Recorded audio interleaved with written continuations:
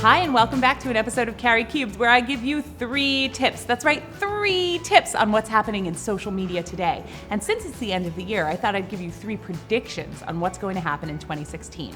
There are 3 things that I really see being an important part of your social media strategy for next year. The first is in-the-moment media. You'll see this with apps like Snapchat or apps like Periscope and Meerkat. Things are recorded in the moment. There's no uploading of pre-prepared stuff. And that requires a new level of authenticity from brands. I want you to think about how you can create something that's live and in the moment.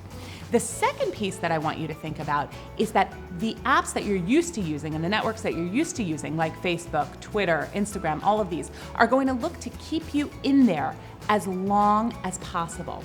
What does that mean? That means when you post a blog post or any piece of content, they're going to show that content in the app. The only time that they are going to take you off of that social network is when you're ready to buy, and you're going to see a much greater push towards purchasing power off of social networks. You see that now with the Buy Now button on Instagram and all of these different ad units. You're going to see that more and more in 2016. Why? Because social networks need to prove the value of ROI to brands.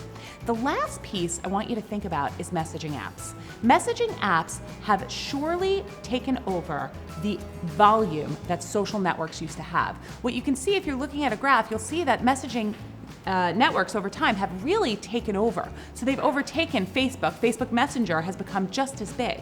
So when you're looking at messaging apps, you want to say, why are they taking over? And really it's because people are no longer wanting to be as public in their conversations. People are snapping images just to their friends. They're writing on Facebook Messenger versus posting on a wall for everyone to see. It's kind of the antithesis of what the giant public sphere of social networking has been. And there's sort of a kind of push to more privacy. So when you're a brand, you want to think about how you can incorporate in a way that feels a little more one-to-one versus mass posting.